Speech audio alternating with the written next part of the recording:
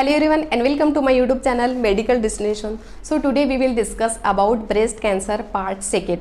Part first में हम लोगों ने ये डिस्कस किया था कि ब्रेस्ट कैंसर क्या है, देन ब्रेस्ट कैंसर के टाइप्स और स्टेजेस डिस्कस किए थे। सो आज हम लोग इस वीडियो में ये डिस्कस करने वाले हैं कि ब्रेस्ट कैंसर के कॉजेस क्या है, कॉजेस यानी कि कारण क्या है, देन ब्रेस्ट कैंसर के सिम्टम्स क्या है, सिम्टम्स यानी कि लक्षण क्या है, देन ब्रेस्ट कैंसर के कॉम्प्लिकेशन क्या है, डॉक्टर क्या इन्वेस्टिगेशन एडवाइस करते हैं, क्या ट्रीटमेंट एडवाइस करते हैं, इसकी पूरी जानकारी आज मैं इस वीडियो में देने वाली हूँ। सो ये वीडियो एंड तक जरूर देखना, मोस्ट इंपॉर्टेंट टॉपिक है ब्रेस्ट कैंसर। ब्रेस्ट कैंसर यानी कि कैंसर के जो अबनॉर्मल सेल्स है, ये अबनॉर्मल सेल्स ब्रेस्ट में जो टिश्यू है, ये टिश्यू को अफेक्ट करते हैं, अबनॉर्मल सेल्स ग्रोथ हो जाते हैं ब्रेस्ट में। सो इस कंडीशन को हम लोग ब्रेस्ट कैंसर बोलते हैं और ये breast cancer most of the woman को ज़्यादा दिखाई देता है। सो अभी हम लोग डिस्कस करने वाले हैं कि ब्रेस्ट कैंसर के कॉजेस क्या है, कॉजेस यानी कि कारण क्या है। ब्रेस्ट कैंसर के बहुत सारे रिस्क फैक्टर्स है। इसमें फर्स्ट है एज। जिस पर्सन का एज अबव 50 या 65 रहेगा तो वो पर्सन को ज़्यादा चांसेस रहता है ये ब्रेस्ट कैंसर। देन सेकेंड हम लोग जेंडर में देखेंगे तो ये ब्रेस्ट कैंसर वुमन को ज़्यादा इफेक्ट करता है और मेल को कम इफेक्ट करता है ये ब्रेस्ट कैंसर है। फैमिली हिस्ट्री, अगर आपके फैमिली में किसी को भी ये ब्रेस्ट कैंसर की हिस्ट्री रहेगी सो जेनेटिक के वजह से हम लोगों को ये ब्रेस्ट कैंसर होने का ज़्यादा चांसेस रहता है। देन है जेनेटिक्स। 15% पीपल को ये जेनेटिक ब्रेस्ट कैंसर ज़्यादा दिखाई देता है क्योंकि जेनेटिक के वजह से कैंसर के अबनॉर्मल सेल से ये कैंसर के अबनॉर्मल सेल्स म्यूटेट हो जाते हैं, क्रोमोसोमल अबनॉर्मल रहता है, इस वजह से हम लोगों को ये ब्रेस्ट कैंसर होने का ज़्यादा चांसेस रहता है। देन है स्मोकिंग। स्मोकिंग के वजह से भी हम लोगों को ये ब्रेस्ट कैंसर होने का ज़्यादा चांसेस रहता है। जब हम लोग स्मोक करते हैं तो वो जो धुआं है ये हमारे ब्लड को इरिटेट करता है। स्मोकिंग के वजह से भी हम लोगों को ये ब्रेस्ट कैंसर होने का ज़्यादा चांसेस रहता है। देन है ओबेसिटी। ओबेसिटी यानी कि अगर आप लोगों का ज़्यादा वेट रहेगा तो इस वजह से भी ये ब्रेस्ट कैंसर होने का ज़्यादा चांसेस रहता है। बहुत रेयर केस है। Radiation exposure. रेडिएशन एक्सपोजर यानी कि आप लोगों को ये कैंसर की हिस्ट्री थी और आप लोग रेडिएशन थेरेपी लेते थे और रेडिएशन एक्सपोजर के वजह से भी हम लोगों को ये ब्रेस्ट कैंसर होने का ज़्यादा चांसेस रहता है। Hormone replacement therapy. Hormone replacement therapy ये ज़्यादा रिस्क है ब्रेस्ट कैंसर को और hormone replacement therapy most of the woman ज़्यादा लेते हैं क्योंकि ड्यूरिंग मेनोपॉज में वुमन को बहुत सारे सिम्टम्स दिखाई देते हैं। मेनोपॉज यानी कि पीरियड्स आना बंद हो जाता है। ड्यूरिंग मेनोपॉज वुमन को चिड़चिड़ापन ज़्यादा होता है, देन जॉइंट पेन होता है, हेडेक होता है, देन पूरा बॉडी पेन होता है। सो ये सिम्टम्स रिलीज करने के लिए वो वुमन को हार्मोन रिप्लेसमेंट थेरेपी जो मेडिसिन है वो लेनी पड़ती है। सो इस वजह से भी वुमन को ये ब्रेस्ट कैंसर होने का ज़्यादा चांसेस रहता है। सो ये थे ब्रेस्ट कैंसर के कॉजेस यानी कि कारण। अभी हम लोग डिस्कस करने वाले हैं ब्रेस्ट कैंसर के सिम्टम्स यानी कि लक्षण।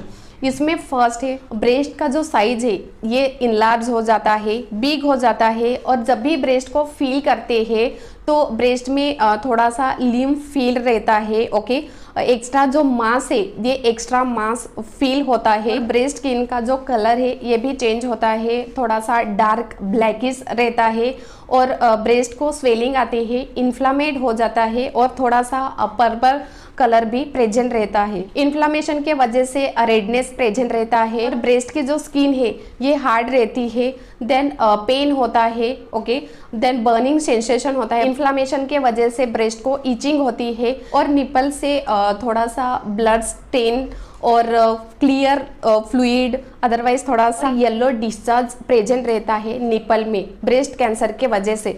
तो ये थे ब्रेस्ट कैंसर के सिम्टम्स यानी कि लक्षण। अगर आप लोगों को ये सिमिलर लक्षण दिखाई देते हैं तो इमीडिएटली डॉक्टर के पास जाके दिखाना बहुत ज़रूरी है। डॉक्टर ने जो भी आप लोगों को ट्रीटमेंट एडवाइस किया है, जो भी इन्वेस्टिगेशन एडवाइस किया है वो आप लोग टाइम टू टाइम फॉलो करते हैं तो ये ब्रेस्ट कैंसर क्लियर हो सकता है यानी कि ठीक हो सकता है। और अगर आप लोग डॉक्टर के पास नहीं जाते हैं तो ये स्टेज 4 तक जाता है और स्टेज 4 ये बहुत क्रिटिकल है। 4th स्टेज में कैंसर के सेल्स मेटास्टेटिस हो जाते हैं, पूरे बॉडी में स्प्रेड होते हैं ये कैंसर के अबनॉर्मल सेल्स। ब्रेस्ट कैंसर के कॉम्प्लिकेशन देखेंगे तो ये ब्रेस्ट कैंसर के वजह से हमारे ब्रेन को भी कैंसर होता है।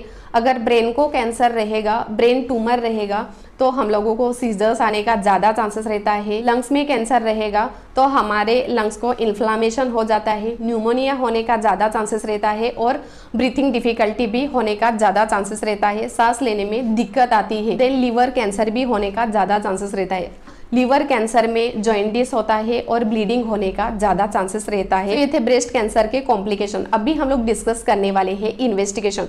डॉक्टर क्या इन्वेस्टिगेशन एडवाइस करते हैं। तो इसमें फर्स्ट है डॉक्टर पूरी हिस्ट्री लेते हैं, फिजिकल एग्जामिनेशन करते हैं, सारे ब्लड टेस्ट करने पड़ते हैं, क्योंकि ये ऐसे टाइप का ब्रेस्ट कैंसर है। ये फाइंड आउट करने के लिए डॉक्टर ब्लड टेस्ट भी करते हैं, मैमोग्राफ करते हैं। मैमोग्राफ यानी कि ब्रेस्ट के एक्सरे निकालते हैं और एक्सरे में क्लियर दिखता है कि कौन से पार्ट में ये कैंसर के अबनॉर्मल सेल्स, लिम्फ या मास ग्रोथ है। सो ये डॉक्टर अच्छे से देखते हैं। देन ब्रेस्ट अल्ट्रासाउंड करते हैं। अल्ट्रासाउंड क्यों करते हैं? क्योंकि अल्ट्रासाउंड में ब्रेस्ट में अबनॉर्मल सेल्स प्रेजेंट है क्या, एक ही ब्रेस्ट में प्रेजेंट है या बहुत ब्रेस्ट में प्रेजेंट है, ये अच्छे से देखने के लिए डॉक्टर ब्रेस्ट अल्ट्रासाउंड भी करते हैं। देन एमआरआई भी करते हैं। ब्रेस्ट एमआरआई स्कैन क्यों करते हैं? क्योंकि जो ब्रेस्ट में कैंसर के अबनॉर्मल सेल्स है, ये कैंसर के अबनॉर्मल सेल्स का जो साइज है ये कितना है, ये दूसरे पार्ट को भी स्प्रेड हुआ है क्या, ये अच्छे से फाइंड आउट करने के लिए डॉक्टर एमआरआई स्कैन भी करते हैं। देन ब्रेस्ट बायोप्सी करते हैं। ब्रेस्ट बायोप्सी एक स्मॉल प्रोसीजर है। डॉक्टर ब्रेस्ट का स्मॉल टिश्यू एस्पिरेट करते हैं नीडल थ्रू और वो लैब में सेंड करते हैं। लैब में क्यों सेंड करते हैं? ये बेनाइन ट्यूमर है या मैलिग्नेंट ट्यूमर है, ये फाइंड आउट करने के लिए डॉक्टर ब्रेस्ट बायोप्सी भी करते हैं। इम्यूनो हिस्टोकेमिस्ट्री भी करते हैं। इम्यूनो हिस्टोकेमिस्ट्री में क्या करते हैं? हम लोगों ने लास्ट टाइप में डिस्कस किया था HER2 पॉजिटिव। HER2 पॉजिटिव ये एक प्रोटीन है। ये प्रोटीन कैंसर के जो अबनॉर्मल सेल्स है, ये कैंसर के अबनॉर्मल सेल्स को ग्रोथ होने के लिए हेल्प करता है। सो ये फाइंड आउट करने के लिए डॉक्टर हार्मोन रिसेप्टर फैक्टर्स ये भी चेक करते हैं, मॉलिक्यूलर भी चेक करते हैं। मॉलिक्यूलर यानी कि जो DNA है, ये DNA म्यूटेशन हुआ है क्या, ये फाइंड आउट करने के लिए डॉक्टर मॉलिक्यूलर भी एडवाइस करते। So according to patient condition वो पेशेंट को डॉक्टर डायग्नोसिस एडवाइस करते। अभी लास्ट हम लोग डिस्कस करने वाले हैं ट्रीटमेंट, यानी कि ब्रेस्ट कैंसर को डॉक्टर कैसे मैनेज करते हैं। सो ब्रेस्ट कैंसर की जो ट्रीटमेंट है ये सर्जरी है, क्योंकि कैंसर के अबनॉर्मल सेल्स है, ये कैंसर के अबनॉर्मल सेल्स डॉक्टर सर्जरी करके रिमूव करते हैं। इसमें फर्स्ट है मास्टेक्टोमी। मास्टेक्टोमी यानी कि जो ब्रेस्ट है, ये ब्रेस्ट पार्सली और कंप्लीटली डॉक्टर रिमूव करते हैं। अगर वन साइड ब्रेस्ट को कैंसर रहेगा, सो वन साइड का जो ब्रेस्ट है ये पार्सली यानी कि हाफ जरूरत पड़ती है, तो डॉक्टर कंप्लीटली ये ब्रेस्ट रिमूव करते हैं। और दोनों ब्रेस्ट में ये ब्रेस्ट कैंसर रहेगा, डॉक्टर दोनों ब्रेस्ट को पार्सली यानी कि हाफ अदरवाइज कंप्लीटली रिमूव करते हैं। देन सेकेंड है लंपेक्टोमी। लंपेक्टोमी यानी कि ब्रेस्ट में जो कैंसर के अबनॉर्मल सेल्स है, ये अबनॉर्मल सेल्स डॉक्टर सर्जरी करके रिमूव करते हैं। Breast reconstruction. ब्रेस्ट रिकंस्ट्रक्शन यानी कि अगर वन साइड का ब्रेस्ट डॉक्टर ने रिमूव किया है, कंप्लीटली रिमूव किया है, तो जो सिलिकॉन है ये सिलिकॉन ब्रेस्ट इम्प्लांट करते हैं। इसमें बहुत सारे इम्प्लांट है। अकॉर्डिंग टू पेशेंट कंडीशन वो डॉक्टर ब्रेस्ट इम्प्लांट करते हैं। देन है कीमोथेरेपी। अगर आप लोगों को मेटास्टेटिस रहेगा सो डॉक्टर कीमोथेरेपी स्टार्ट करते हैं। ये कीमोथेरेपी में जो ड्रग्स है, ये ड्रग्स जो कैंसर के अबनॉर्मल सेल्स है, ये कैंसर के अबनॉर्मल सेल्स को डिस्ट्रॉय करता है, किल करता है। रेडिएशन थेरेपी भी स्टार्ट करते हैं।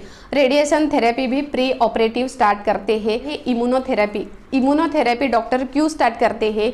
क्योंकि कैंसर के वजह से हमारी जो इम्यून सिस्टम है, ये इम्यून सिस्टम बहुत लो हो जाती है। कैंसर के वजह से हम लोगों को इजीली इन्फेक्शन हो जाता है। इन्फेक्शन के वजह से फीवर भी आता है, क्योंकि हमारे बॉडी में जो हेल्दी सेल्स है, सो ये हेल्दी सेल्स अबनॉर्मल सेल्स के वजह से ये जल्दी डिस्ट्रॉय हो जाते हैं। ओके, लाइक हमारे आरबीसी है। आरबीसी यानी कि रेड ब्लड सेल्स। ये रेड ब्लड सेल्स हमारे बॉडी को ऑक्सीजन देने का काम करते हैं। देन जो WBC है, WBC यानी कि वाइट ब्लड सेल्स। सो ये वाइट ब्लड सेल्स बाहर से जो भी बैक्टीरिया आता है, जो भी इन्फेक्शन आता है, सो वो इन्फेक्शन के साथ फाइट करता है।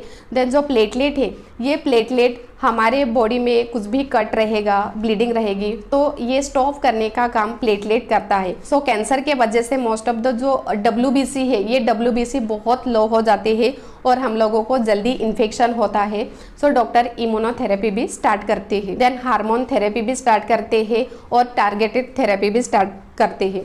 टारगेटेड थेरेपी यानी कि जो कैंसर के अबनॉर्मल सेल से, ये कैंसर के अबनॉर्मल सेल्स को चेक करके डॉक्टर टारगेट यानी कि जो कैंसर का अबनॉर्मल सेल्स है वो कैंसर के अबनॉर्मल सेल्स को ही टारगेट करके किल करते हैं। सो इस थेरेपी को हम लोग टारगेटेड थेरेपी बोलते हैं। So according to patient condition वो पेशेंट को डॉक्टर ट्रीटमेंट स्टार्ट करते। सो ये था आज का most important topic breast cancer part 2। अगर आप लोगों को ये आज की जानकारी अच्छी लगी सो ये मेरा वीडियो शेयर करो, लाइक करो और सब्सक्राइब करना मत भूलो। Thank you.